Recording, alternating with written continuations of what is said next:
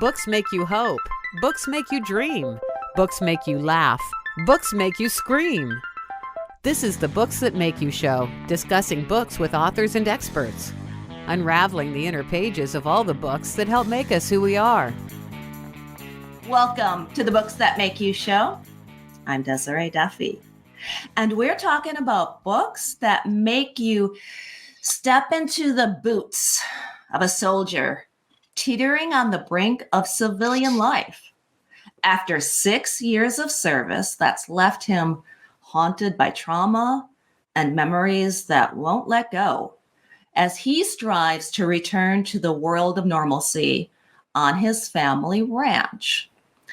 Now, the women and men who serve face unimaginable burdens when they return from service. We've heard about the impact of PTSD and the shock of segueing from a regimented life to one of relative freedom, and how difficult it can be for these brave men and women to find the support that they need to readjust. Our guest today is CJ Ives Lopez, a decorated Air Force veteran who is also a best-selling, multiple award-winning author across various genres, including heartwarming children's stories under her pen name Auntie Nann, with a loyal canine companion often by her side. And I've met one of those canine companions, Elvis. CJ's journey embodies that transformational power of what happens when we pursue our dreams. Among her latest is a co-authored book titled 48 Hours to Home. In it, Christian, a U.S. Army soldier, battles the demons of PTSD while confronting a tragic family loss and his own personal demons. His journey to redemption and healing becomes a gripping fight for survival as he seeks to find his way back home. Real personal experiences serve as the inspiration for the book. CJ, welcome to the show. Thank you for having me, and thank you for that intro. It makes my book sound so much more interesting when you read it that way. It is interesting. You've done an amazing feat, and we've touched on your other author persona. And I know you write in multiple genres, as we mentioned, and I do want to touch on this. But when we were discussing having you on the show and which book we wanted to talk about, this is the one that spoke to me because it has so much of you in it. And I know it is fiction. I know you have co-authored it. But I also know that it is based in many ways on real experiences. Can you talk about the backbone of this story? Tell us how it came to be, please. Yeah, it came to be because my husband and I both served. I served 20 years in the United States Air Force, retired in 2017. And my husband spent 4 years active, 4 years reserve in the United States Army as an infantryman. And we had many, many conversations, and it seemed like they all revolved around our transition out of the military and how jarring it was. And we had that conversation when I retired because I couldn't find a spot where I fit. I didn't feel like I fit anywhere. And he would always talk to me about how that had happened to him 10 years previously because he had got out of the Army 10 years previous to me and him meeting. And then he followed me around the Air Force. And I thought I had everything figured out. I had a job lined up 6 months before I retired. I was ready to retire. I was like, I am done. I want to have my pink hair. I want to eat Skittles and jump over rainbows. And I want to be a girl. I thought I had it all figured out. So I left the Air Force on a Thursday. I started my job on a Monday. And I was, for lack of better words, cooking with grease. I was just going. And then a couple months into it, spring break hit, and I had the whole week off. And that was the first time I had sat down. And I sat down, and my husband and my father-in-law and the family friend was fix a screened-in porch for me because all the mosquitoes in South Texas. And I was like, well, let me help you. I got to do something. They're like, no, we don't need you. I mean, we can do this. And I sat there, and it felt like I got hit with a brick wall, and I couldn't get out of bed for the entire week. And I looked, my kids were doing things on their own, my husband, and I just thought, well, I'm useless. I'm not Master Sergeant Lopez. I'm nobody. People in the civilian world had basically told me, go sit in the corner. We'll tell you your opinion when we need it. And I had no identity anymore. And I thought, well, I could just go to sleep and not wake up. It didn't matter. And and so we started talking about that. Luckily, I turned to my faith, which kept me here, because that was a very dark moment, and I cried that entire week, and I didn't want to be here anymore. So I turned to my faith to keep me here. And I talked to him about it, and he told me that there was many, many moments that he had thought the same thing. And through that, we just continued to talk about it. And then one night, I had a nightmare that was a very inciting moment that happens in the book, actually. And it's what made this book come about, was that nightmare. Okay, so let's talk about that. Can you share the nightmare and how it evolved into the story? I can't share the nightmare because it's a very pivotal moment in the book. But because of that nightmare, Christian was born. And I will tell you, I was Christian in the nightmare. And in the nightmare, I was a male, but I knew it was me experiencing it. I experienced this scene in the nightmare. And I woke up and I told my husband about it. It was like, wow, that's odd. I said, I know. And I said, and I wrote the scene down. And a couple months later, I just couldn't get I said, I don't think, excuse me, I don't think it was me that it was happening to, more of like a character. He says, okay, well, let's explore that, because he explores all my characters with me because I can't keep them all in my head. And then we started taking his military stories and my military stories and things we heard over smoke pits and the AOR and area of responsibility, sorry, and stories of things that he's heard from his military buddies. And Christian's life just started happening right there in front of us. And it was our life and our friends' lives all wrapped up into Christian's life. That's really beautiful and surreal, how the seeming an archetype, really, right? He seems very much like the archetype, but then you and your husband fleshed him out with your real experiences, and like you said, the experiences of others that you've known. And who knows, maybe there really is a Christian out there somewhere, and you connected with them. Can you tell me then? Can you just? I know you don't want to give away the dream or the nightmare, I should say. Could you set the stage a little bit for what's going on in 48 hours? Yeah.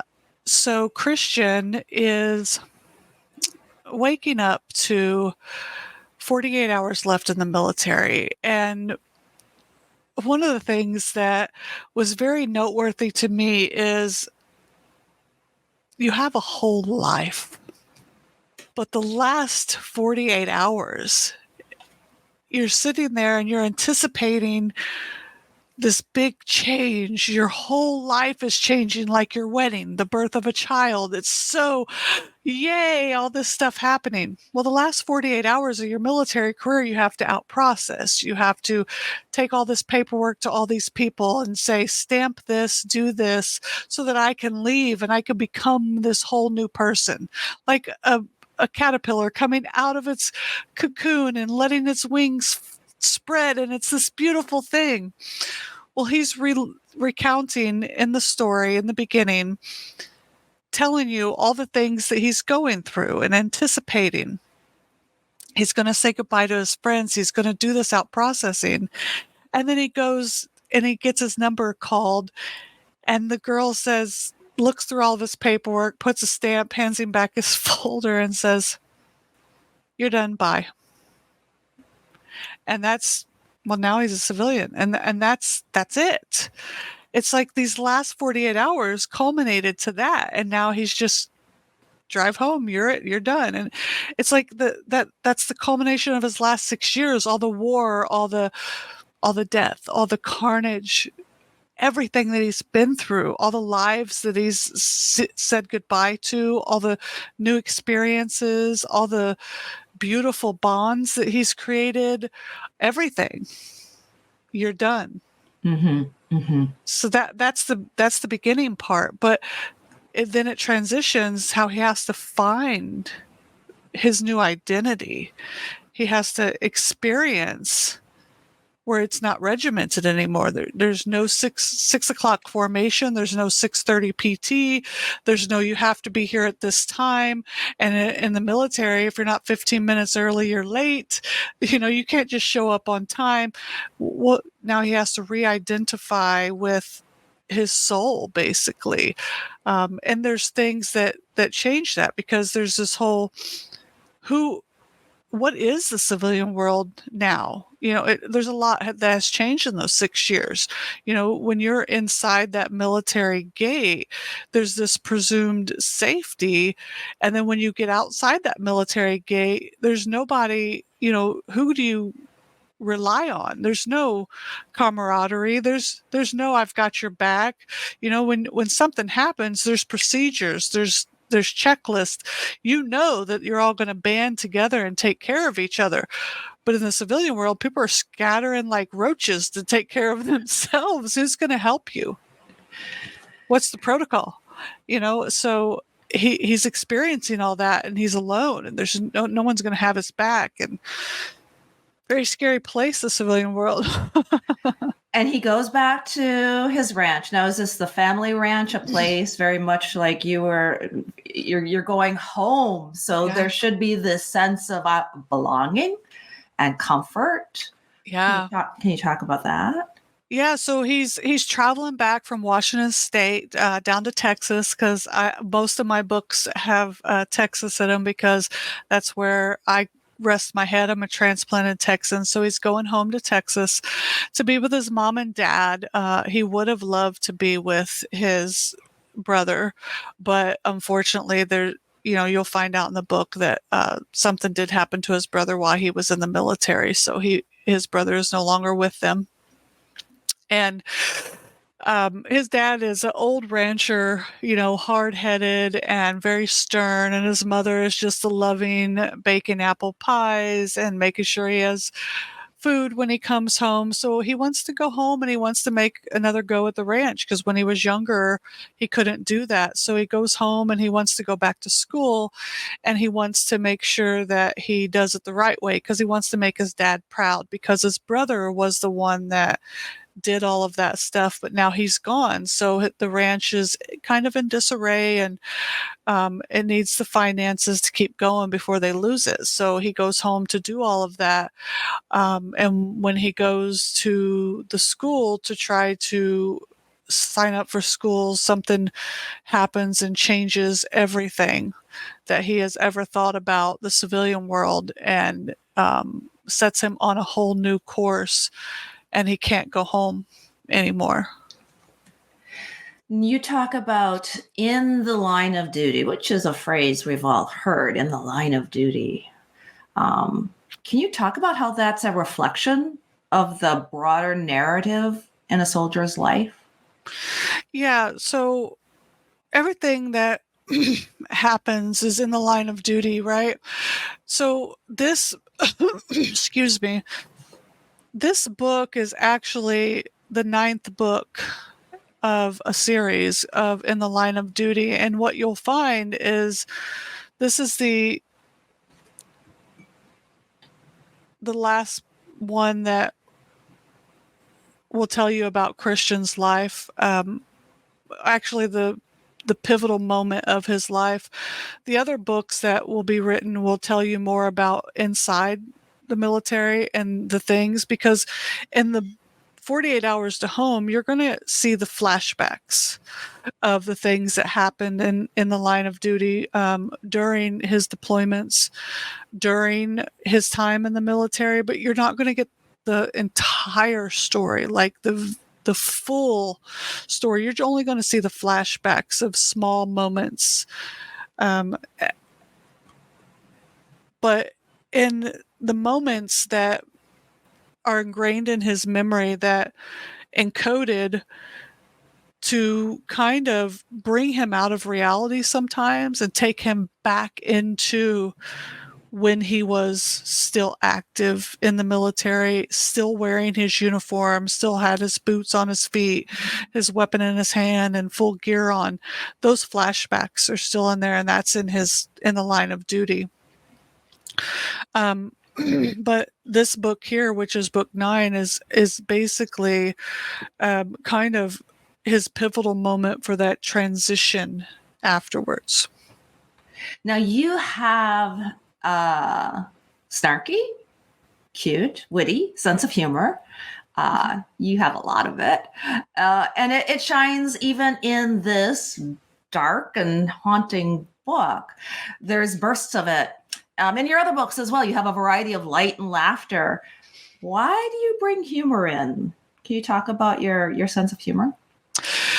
One of the things that the military taught me is that the only way to make it through anything is to laugh your way through it. Because I find happiness in everything. If I could focus on one piece of light in all of the dark, then I can find my way out. And that's, they tell you that if you're in a dark space and you just look for the light, that's your tunnel to the outside, right? And it's the same thing in a cave. If you're in a cave, if you find the light, that's the outside. And that's the same way in your mind as well. You have to find that light. So for me, that's humor.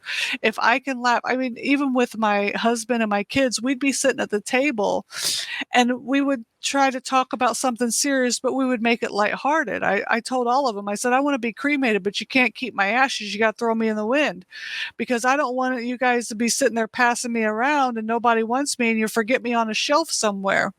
And then somebody else finds me and they're like, oh, I'm going to throw these out somewhere. And I would joke with them and tell them, well, I just want to make sure that every time the wind blows, that I'm smacking you in the face and telling you to act right.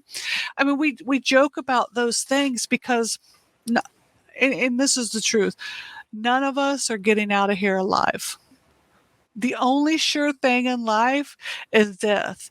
A lot of people say death and taxes, but you know what? I know a lot of people in the world that are evading taxes, plain and simple. Let's just be honest. There's a lot of them doing it. A lot of them doing it publicly, a lot of them doing it privately. But here's the thing. None of us is getting out of here alive. You've got to find joy in everything you do. You have to find one thing to be grateful for, hold on to it every single day, find the light, and just laugh your way through it.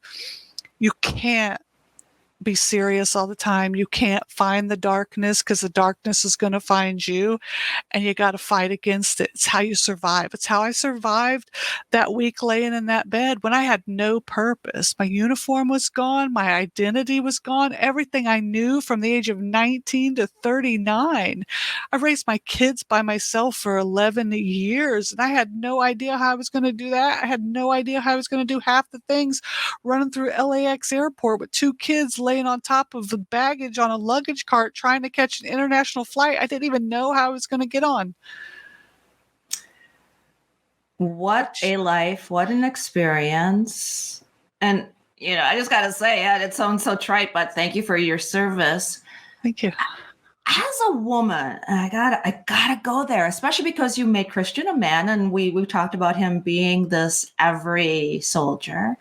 Yeah. But what experiences as a woman in the military did you have that might not have been an every man type of an experience? What challenges or what did you face as a woman? Well, I can tell you that being the only non-commissioned officer in charge in the whole entire squadron, I didn't get invited to meetings sometimes because I was the only woman, but I showed up.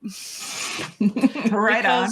because I had other men that says, "Hey, are you coming to the meeting?" I'm like, "What meeting?" They're like, "You didn't get invited?" Because I had other men that respected me enough that would tell me about it. And then I showed up. So when the head boss didn't invite me, I still showed up. So there was moments where people didn't respect you for your gender, but I didn't go in there blazing and going, "You need to do this." I didn't do that. I just showed up. You're just like, here I am. And then and I didn't make a scene out of it because I don't need to make a scene. I did things as gracefully as possible. And I didn't try to make a scene, and I didn't try to go, "I am woman, hear me roar." That's not who I was. I would walk in like I belonged there without making a scene. There was still today there is I went to the VA 2 weeks ago, and God bless her, the nurse said, "Mr. Lopez," and everybody's looking at everybody, and I says, "Is there possibly a Miss Lopez?" She goes, "Let me go check." And she looks, she goes, "Oh, yep, it says Christina Lopez." I says, "Yes, that's me." She goes, "Oh yeah, there's women serving now." And I just smiled politely, and I didn't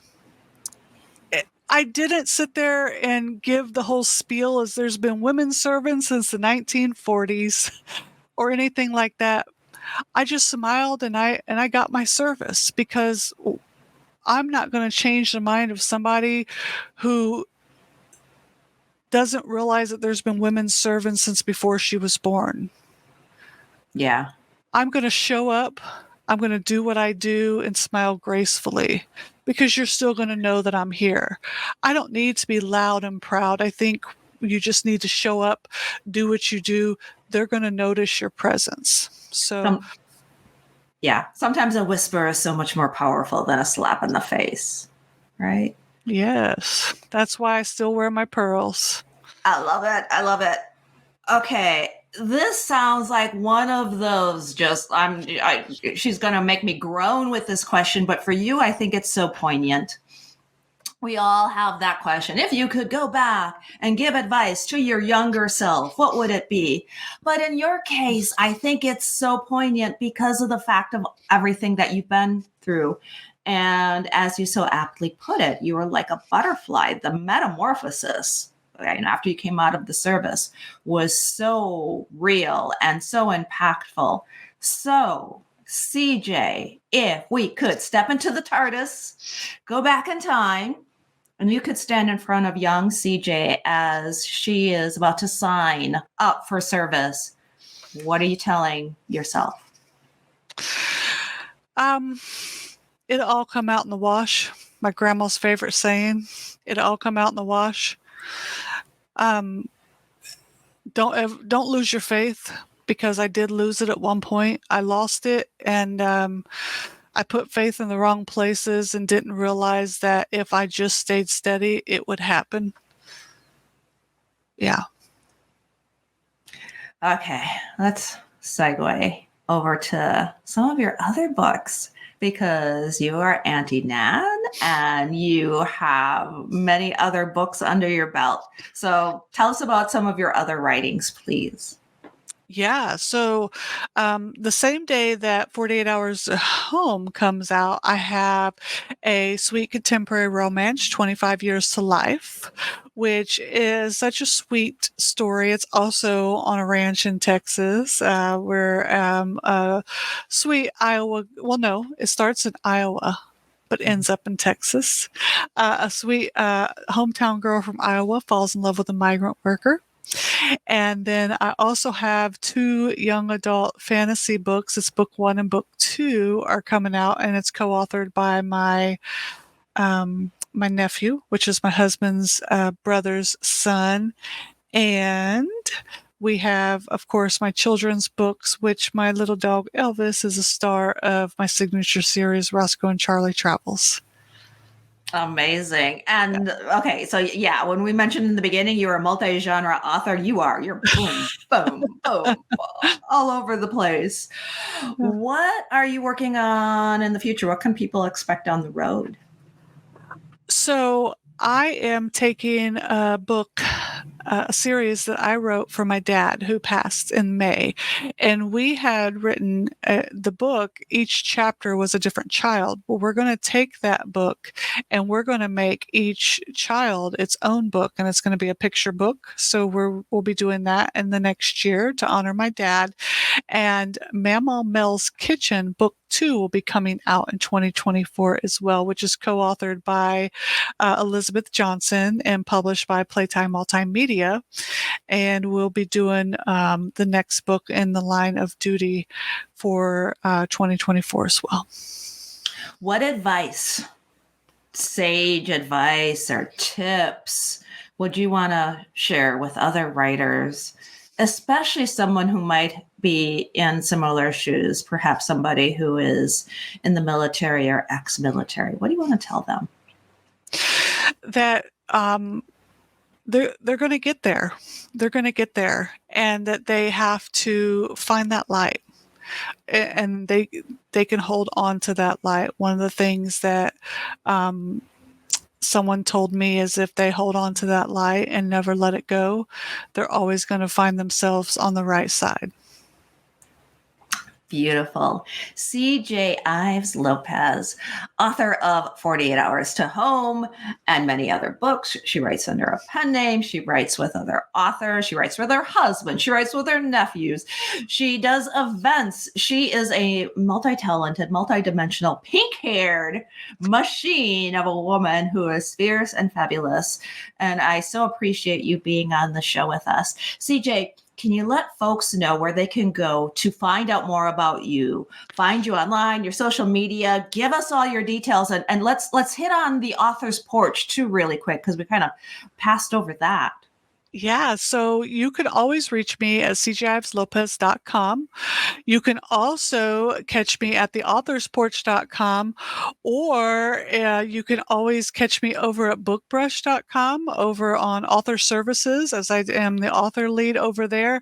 And you can always catch me at the Book Fest, Jingle Books, or Books That Make You, all those events that Black Chateau and Books That Make You put on, because I can't help myself. They put on some of the most fabulous bookish events all year round. And I love, love, love working with you on the events, the Books That Make You and the Book Fest events. Absolutely. Yeah. And tell people too. So I want to go back to the magazine really quick. People can order and get copies of the Author's Porch magazine as well, right? Yeah. So if you go to theauthorsporch.com and click on magazine, you can get a free digital copy, or if you want an actual copy where you hold in your hands, you can order that on Amazon. And it's all there, clickable right on the website at theauthorsporch.com. Perfect. CJ Ives Lopez, please, if you can hold up your book, I want to make sure everybody sees it so they know exactly what it looks like. There it is when they go to order it online. Thank you so much for being here with us today. And thank you, everybody, for joining us on the Books That Make You show. You can find out more about us on our website. That is booksthatmakeyou.com. You can also follow us Facebook, Instagram, TikTok, YouTube. If you're on YouTube, please subscribe, ring the bell, make sure you never miss a show. Throw in a few comments. All of that helps the channel grow, and we so appreciate that. Until next time, all of my bookish buddies, please enjoy all of the books that make you exactly who you are. The host and executive producer of the Books That Make You show is Desiree Duffy. Sound mastering and engineering by Dave Napox. Social media and content promotion by Siddhi Jahagirdar. Copywriting and editing by Mike Robinson. The Books That Make You show is an award-winning podcast produced by Black Chateau Enterprises.